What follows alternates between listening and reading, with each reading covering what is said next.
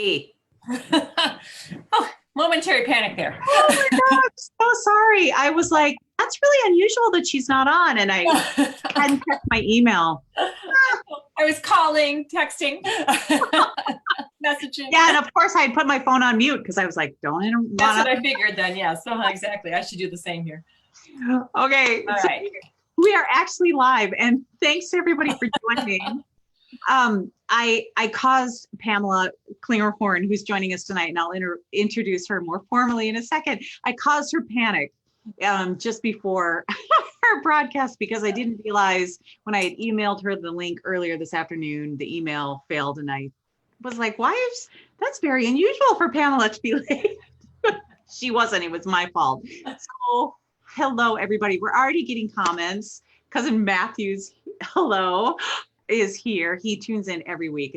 It's really terrific. I have a very faithful cousin. And Gretchen West is here. Great. Hi, everyone. Okay. Oh, and Bethany's here.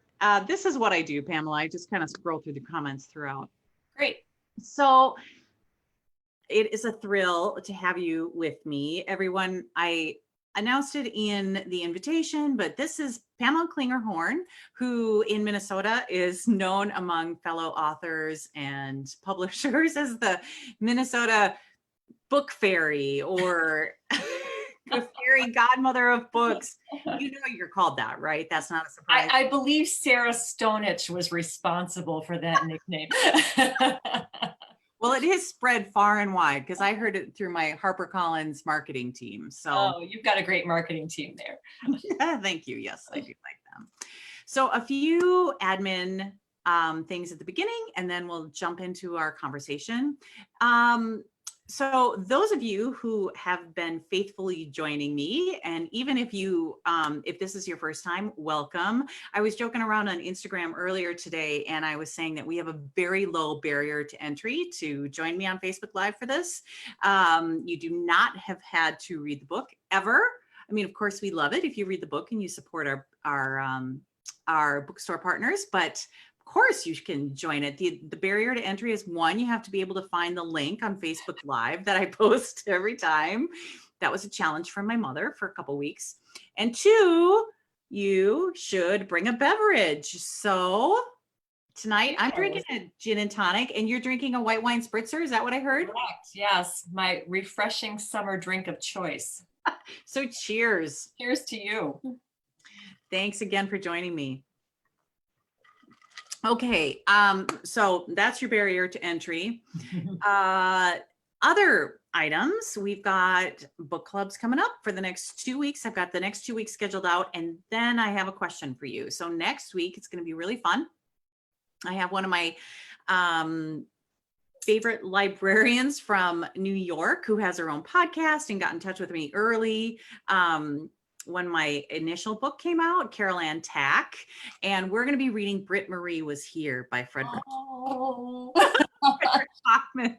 Love that one. I do too. We both glommed onto that one right away. I have to give Frederick a plug too. This fall, he's got a new one coming out called Anxious People. Oh, what a terrific title for this time. Fantastic. It is so funny. It is about the world's worst bank robber and the world's worst group of hostages. And it is such a delight. People are going to go crazy for this novel. Put it on your list, people. Definitely. Coming in September from Atria Books again. Okay. Oh yeah, we've already got people who are loving it so far. And Donna, welcome. She says, I love Carol Ann. I'm glad. I'll let her know she has a fan. Well, she already knows she has a fan. She has probably more fans than I do. Okay, so that's May 5th is the date for that. And then May 12th, we have Renee Rosen joining me. And we're going to be discussing, I'm just in love with this book. Her most recent novel, she has several, but her most recent novel is Park Avenue Summer. And it's so dynamic. It's like historical fiction, but it's about Helen Gurley Brown, who back in her glory days, is it Glamour that she starts? No, Cosmopolitan. Oh, that's right, Cosmo. Yeah. Ooh, faux pas on my part. Fashion faux pas. So yeah, and it's just such a fast and entertaining and terrific read. And Renee is a delight. And guess where I met Renee, Pamela? Was it possibly at Literature Lovers Night Out? It was. Well, Renee has achieved the rare feat of having made 3 appearances. Oh, are you going to do the Saturday Night Live thing and give them like a jacket? I should. I mean, she's so fantastic. Every time she comes with this amazing PowerPoint that just has the audience mesmerized with all the great historical details and her hysterically funny commentary as she runs it. And we just can never keep her books in stock. She always, no matter how much book order, she always outsells us. So it's great. It's just, Yeah. you know, that actually is a great segue. Oh, Laura's here, Renee is here, Donna's here. Welcome everybody. It's just great to have you. So Pamela is the host and founder of Literature Lovers Night Out, which you do in collaboration with Excelsior Bay Books. Right. And with Valley Booksellers. So Excelsior Bay is obviously in Excelsior, Minnesota. And Right. then Valley Booksellers is in Stillwater, Minnesota. And I'm a big fan of both bookshops. And I included links. So if y'all would be a pal and support them, that would be terrific with their future purposes. They're both just great teams at both places. So why don't you, I should just say, so well, why don't you tell everybody about Literature Lovers Night Out? You do a far better job than I would. I will try my best. Well, as everyone knows, the Twin Cities has a rich cultural and literary scene, but most of it is downtown in either Minneapolis, St. Paul. There's the wonderful Talking Volumes series from NPR. There's Hennepin County Library's Pen Pals series. There's all kinds of events hosted by the Rain Taxi Literary Journal. And of course, all the independent bookstores have their own events. But out in the suburbs, there are millions of avid readers and book clubs, and they don't always want to drive downtown for an event. Yes. So we decided that it would be a great thing to bring a lot of these wonderful authors who are either well-known or people who are making their debut and bring them out to the suburbs, bring them to the audience. So we have one night that we do the program to the west of Minneapolis in Excelsior, and one night that we do the identical program to the east of St. Paul in Stillwater. Both Excelsior Bay Books and Valley Booksellers have been great partners. They have a really loyal fan base, and people have just turned out in droves for these events. And I got the idea for the program because I was fortunate enough to get to go to these bookseller conventions where I met all these wonderful authors like yourself when you appeared there. And we got to talk to them, hear about their books, and hear from the publishers about what was coming. And it was all very exciting. And I would come back and talk to my friends and neighbors about this. And they would all say, oh, I would love to go to something like that. So we decided to bring them something like that. And we usually have about 4 authors at a time. And I introduce each of them, and they get up and they talk about their life and their work and their new novel. And people get a chance to meet with them and mingle, and we have some fun refreshments and prizes, and it's a great night out for a low ticket price. And like I said, we bring it to you. You don't have to drive downtown if you're out in the suburbs. So it's been a great success. We have a lot of fun. The authors have a lot of fun. And most importantly, the audience keeps telling us that they're having fun. Yeah, it's just, the times that I've been able to go, I'm always, well, regardless of whether I've been able to go or not, I'm always amazed at just the caliber of the authors that you bring in. And there's always a diversity in the books that you bring in for Yeah, we try to have a mix of genres every time. Mm-hmm. Yep. And then what makes this unusual though, as opposed to Talking Volumes or something more auditorium based like that, is that the authors are so accessible afterwards. Right. You know, they're there for the signing, but because there's enough socializing time, you can ask these authors substantive questions. And blanking on her name, but she wrote the book about her mom running the numbers in Detroit. Oh, Bridget Davis. Yes. And I had heard her Fantastic. on Fresh Air just shortly before Right. on NPR, and she gave such a great interview. And I had all kinds of follow-up questions. So I was chatting with her and asking, it's just a wonderful event. I highly recommend She it. was amazing. She actually came and stayed at my house with Renee Rosen, and we had a fantastic time. Her book, The World According to Fannie Davis, which is about her mother in Detroit running this numbers business to support the family and the community. It was amazing. Back when African-American community had little access to loans. And it just came out in paperback. It's a great book club selection. Again, The World According to Fannie Davis by Bridget Davis. Yeah, definitely 2 thumbs up. I loved that book. I loved that book. Great memoir. So Jane Selman is saying she loves Literature Lovers Night Out, and you're getting a shout out. Fan. She comes all the time. You're getting a shout out from Kay Young. Oh, okay, yes. Yes, and go ahead. No, I was just saying Kay's the one who came to me and asked about having the book Sisters of Summit Avenue, which takes place in Minnesota. And fortunately, I had already made a bid on that book, and we had the author, and we had a great time. Oh, that's so neat. That's so great. And also I've got a shout out from my friend, not old, she's young and beautiful, my friend Charisma, but I was going to say my old Denver book club, who I miss so much. That was one of the best book clubs ever. Miss you guys. Welcome, Charisma. It's fun to have you. Okay. So, I was really excited to have you here because you're always putting the authors front and center at your events, but you are so well connected with the books, and I love if you want to follow someone who has great recommendations for books, follow Pamela on Facebook or Instagram or Twitter. I'm really crazy on Twitter, so. And what's your Pamela Klinger-Horn 1 on Instagram, right? Right. And then on Twitter, I'm at PK Horn. Okay. Facebook, it's just my name. It's just your name. Yeah. Because the recommendations, plus Pamela is a dog lover among dog lovers. And so you always have your dogs in the pictures. I do, the marketing team. The marketing team. Okay. So shall we jump into the book? Yes, because you and I both said we have an incredible affection for Eleanor Oliphant. We do. We do. I was really excited when you jumped on that one. We were throwing out, when we were talking on the phone, we were throwing out titles of books we could talk about, and you and I both jumped on this one. So what, sort of top of mind, what do you love the most about this book?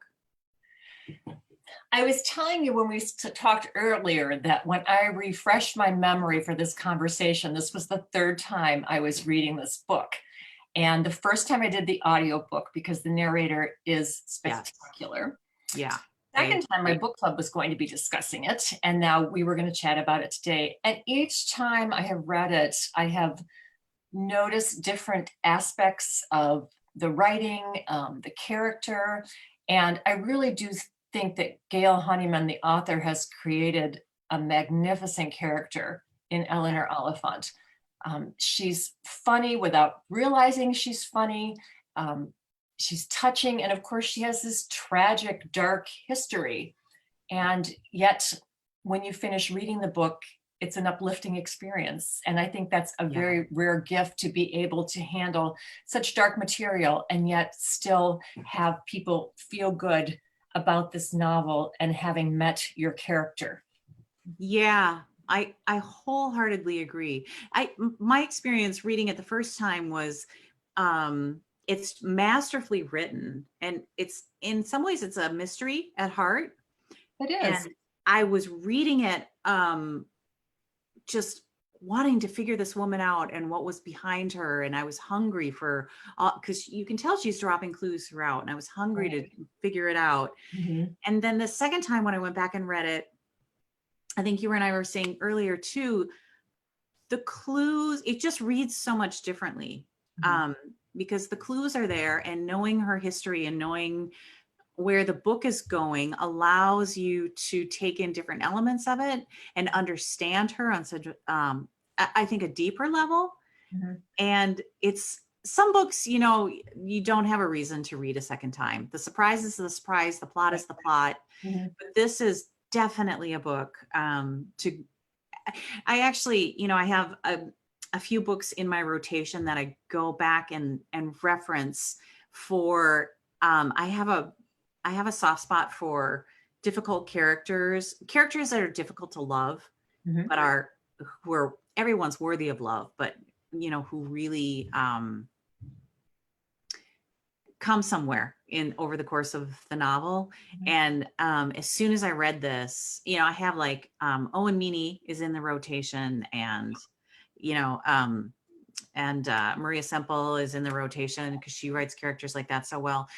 But I knew upon reading this that I immediately was going to add this to the rotation, just because, you know, unfolding a character like that, almost like petals of a flower, Right. just, and she does it so beautifully. It does, because I mean, you really notice right on page 1, she drops this hint saying that Eleanor turned up at her job interview with a broken arm, battered, missing teeth. So you know something very terrible has happened in her Yeah. past. But she almost immediately takes you into the office dynamics, which are very funny because Eleanor's taking everything at face value Right. and other people are thinking she's socially awkward, and we getting to watch this from the outside see Right. it very funny. And it's not till later in the novel that we get more information Yeah. about how Eleanor's sad state of affairs came to be. Yeah. So she really walks that fine line very well. It really is understandable how she would be easy to dismiss too. Yes. And yet, you know, she admits fairly early on too that she has scarring on her face. Right. And so people are fascinated by her in a macabre way, Mhm. you know. Um, And she's quite abrupt in her interactions with yeah. people in the office and almost sees herself as intellectually superior to them, whereas they see her as being very difficult to get to know. Yeah. And it's because you, as you read on, you find that her past never allowed her to learn normal social interaction and the loneliness of that and how that has all affected her as she became an adult and had no one to protect her, support her, or teach her the Yeah. way that normal people interact. Yeah. Honeyman starts out with that long quote about loneliness at the beginning, and it sets, you know, sometimes those things ring sort of hollow to me as a reader, but in this instance, it really sets the novel up for the reader. At least it did for me. Did you have that reaction? Yes, because I believe at the heart that this novel is about loneliness and the pain of loneliness and how sometimes it just takes one person. It doesn't have to be a superhero. I mean, Raymond is just your average Joe, but he's got such a good heart and he goes and makes that connection with Eleanor. And as a result, her whole world changes. Her whole world changes. And I Yeah. think that right now, people, whether they dealt with loneliness before this quarantine and, you know, shelter at home time, a lot of people are dealing with loneliness now. And Yeah. it really makes you realize how just the touch and connection of one other human being can be so life-changing. I read an interview in preparing for this by Gail, or where an interview of Gail Honeyman, Mhm. in which she says she thinks about loneliness as the new cancer. I think I must have read that same article. Yeah. Yeah.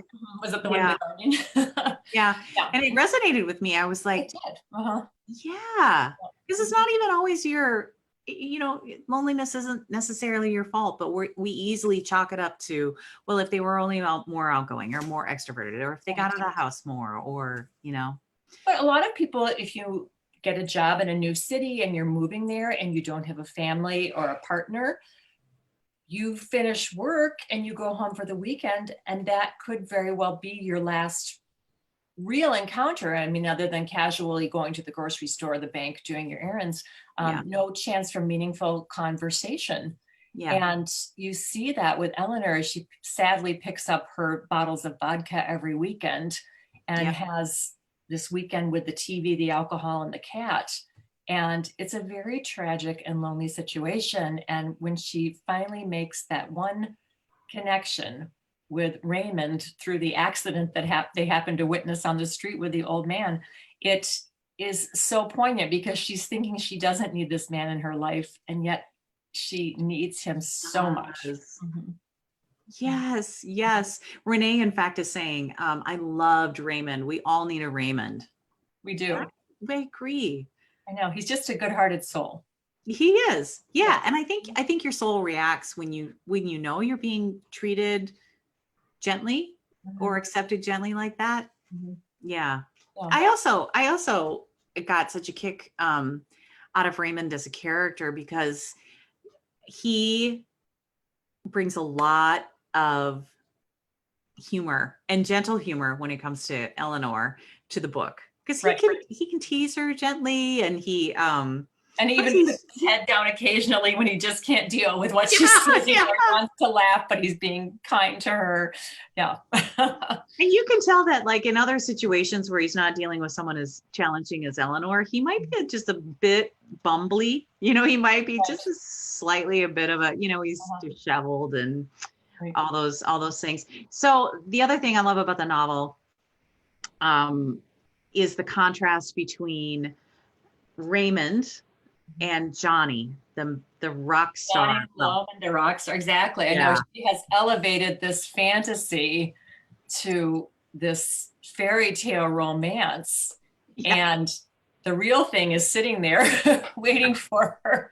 But Yeah. I mean, in some ways you can see it was a very adolescent perspective to think that through a Twitter conversation or comment that they were going to have this great romantic escapade. Yeah. And to get herself fixed up. And in some ways it was good for her because it got her to motivate some change in her physical self.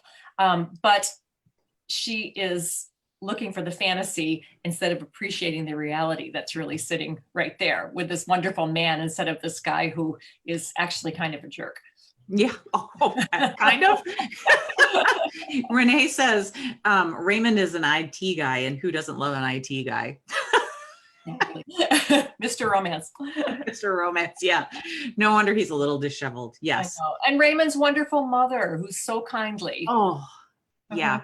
And for them to take her into their home and see a healthy parent-child relationship is a wonderful experience for Eleanor. Yeah. Yeah. That, you know, without giving away any spoilers, that relationship that she has with her mother, not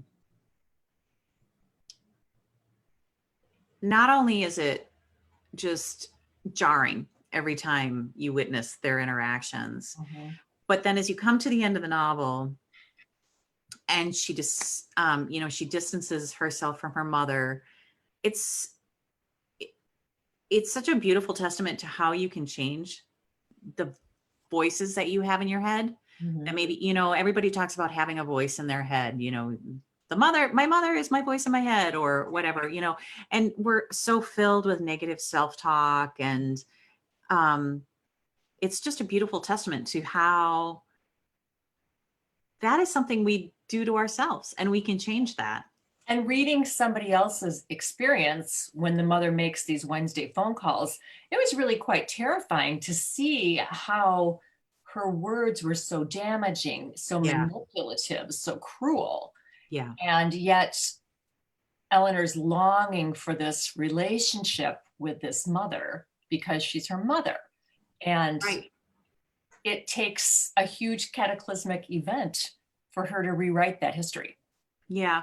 And to see her grow and get stronger, that is very empowering. And you're really rooting for the character.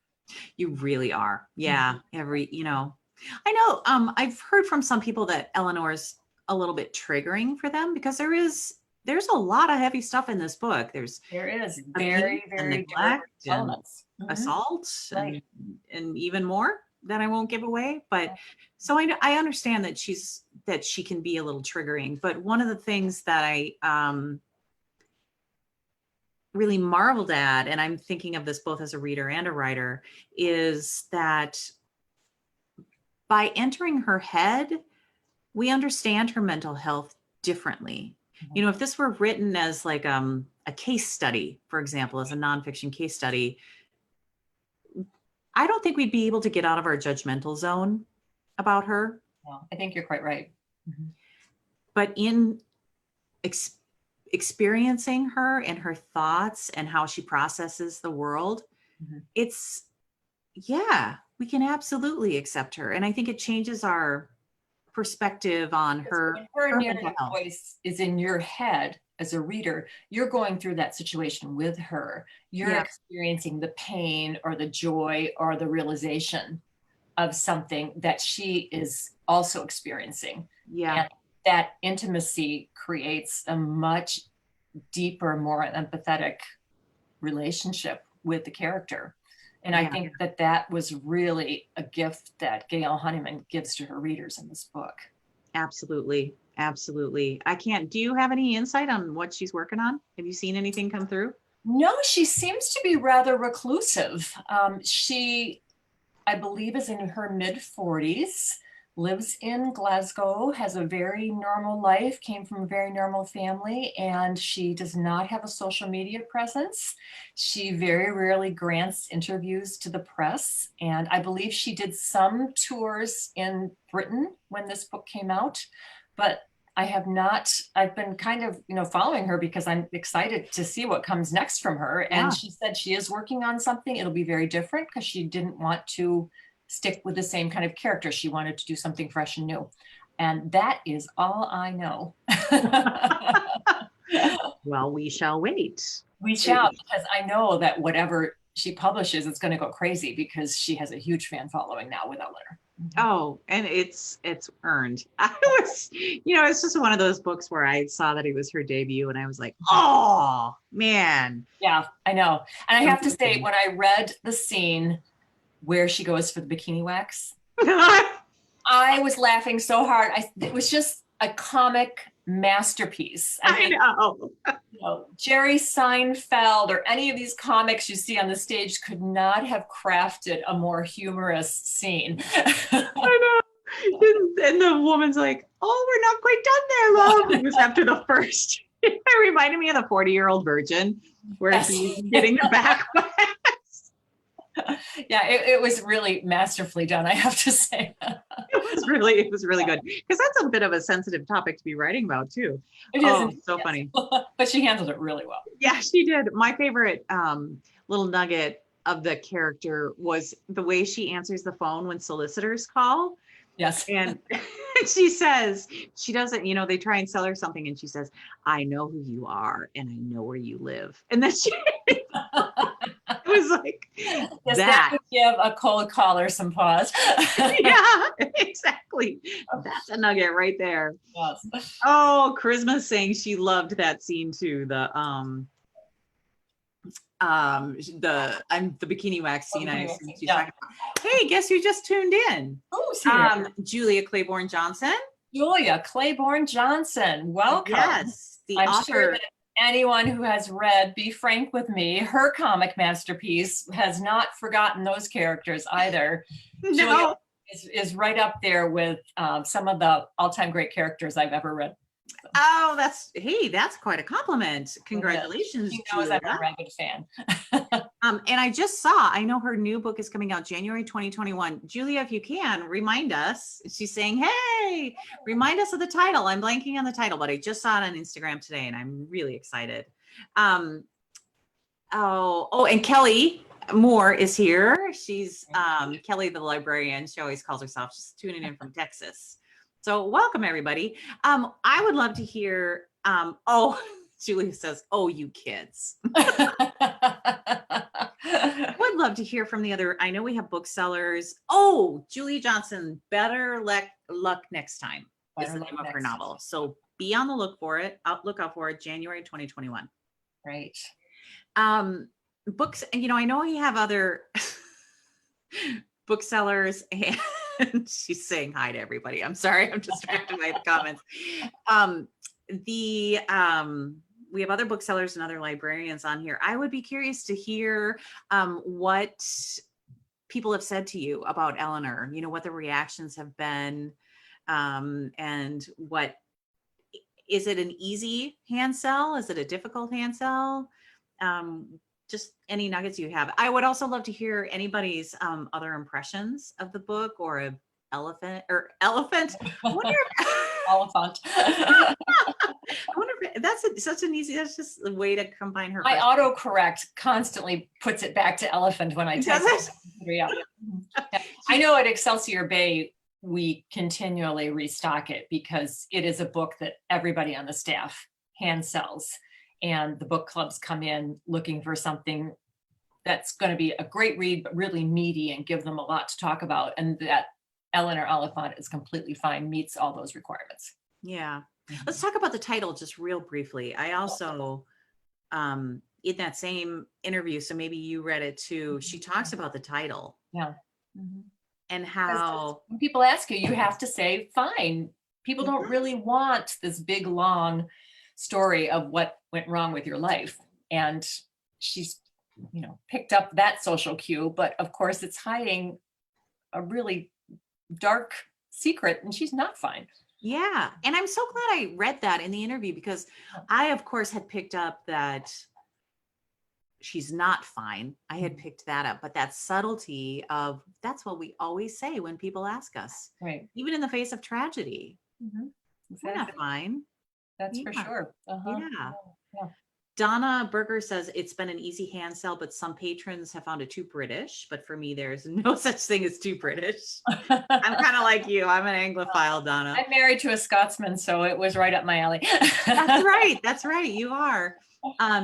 Jan says, when I was teaching for years, I taught high school kids that had emotional and behavioral disorders. I'm sure Eleanor, as an adult, is what some of my students maybe grew up to be.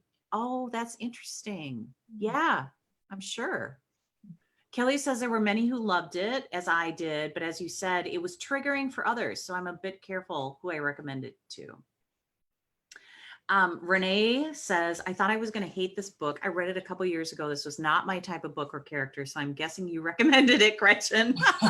Renee is one of my closest friends, and she was also in my San Francisco book club. So I'm guessing you recommended it. And if you recommended it, then I knew it would be good.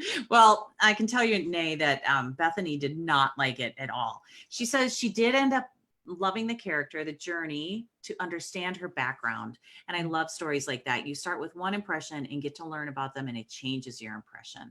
Yeah. That is certainly the case. Yeah. And then Kelly says, I first picked it up when I was home for the funeral of my dear stepfather, and I couldn't read it then. Oh, yeah. Later, I finished it, and it's been a regular recommendation since. Yeah, this would touch all the hard spots, I think. And a lot of people right now are asking for uplifting and funny books.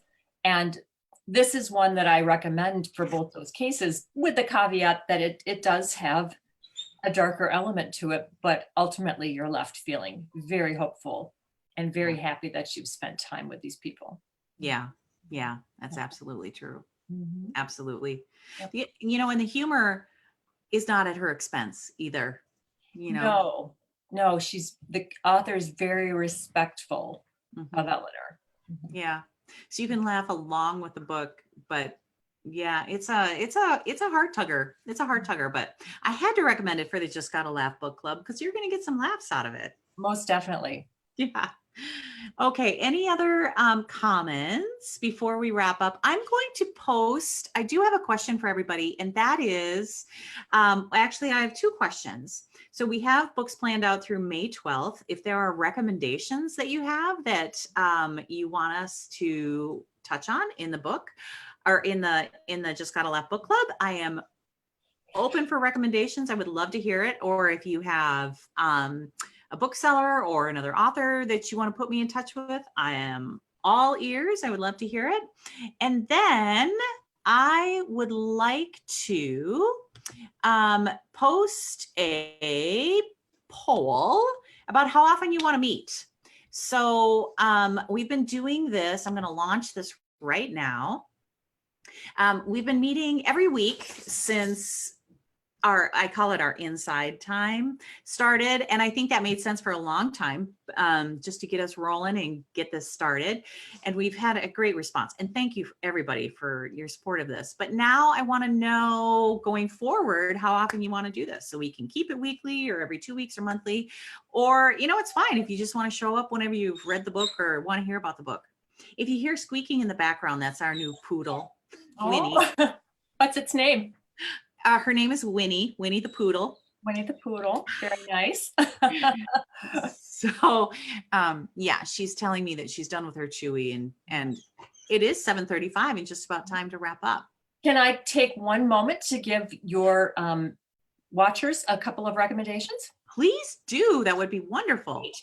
Well, out today is Viola Shipman, who is actually Wade Rouse. He writes under a pen name. The new book, The Heirloom Garden. Really gorgeous if you're looking for a Mother's Day gift. It's so poignant. A beautiful story about a little girl and an older lady and the relationship that blooms between them. It's wonderful. That came out today. Out next Tuesday, The Paris Hours from Alex George.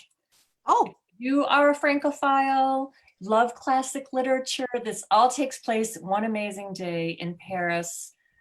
Several interconnected stories. It's amazing how they actually come together at the end. Alex is a well-known writer. His last one was Setting Free the Kites, which was brilliant. And he's done it again. This one, watch your next Tuesday. You can pre-order it from your local independent bookstore and they will have it waiting for you on the day it comes out. And last but not least, May 19th, this little gem from Gretchen Anthony, The Kids Are Gonna Ask. And this one I am recommending for both adults and teens. I think you are. high school kids are really going to get a kick out of this, with everybody tracking their DNA and so many complex family relationships.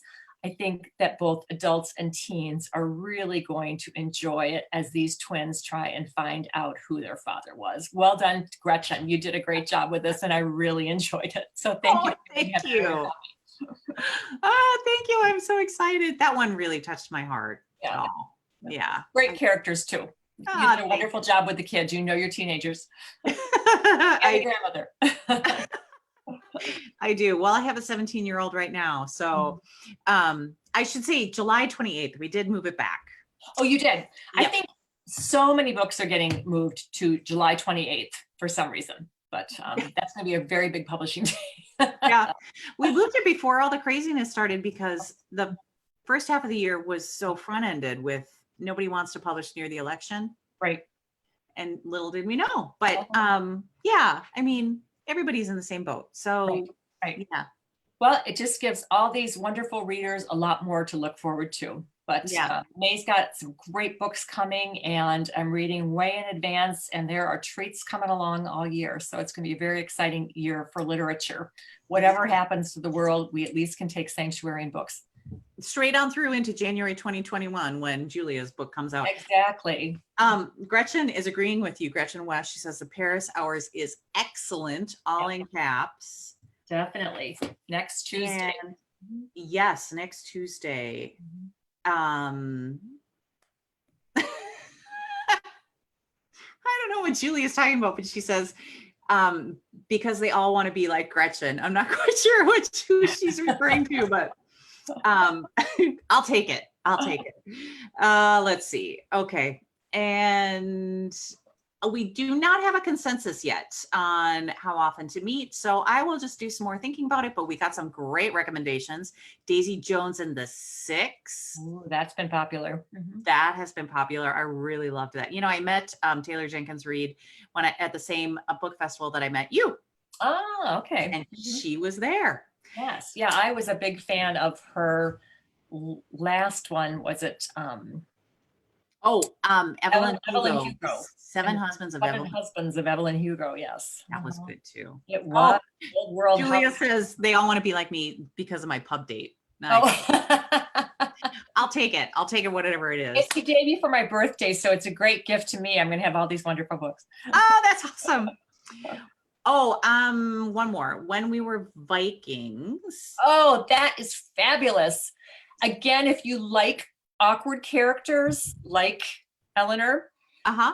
this is a brother and sister. It is brilliantly done. She is some mild fetal alcohol issues. And so again, she has trouble navigating the world. And her big brother, he's kind of a quirky guy, but he's her protector. And again, laugh out loud situations where she blurts out whatever she thinks she wants to say, regardless of the situation. So funny, but so poignant because of this brother-sister relationship and how they navigate the world together when they're kind of afloat. Love it. We're getting so many. Oh, thank you It's for the a beautiful recommendations. story.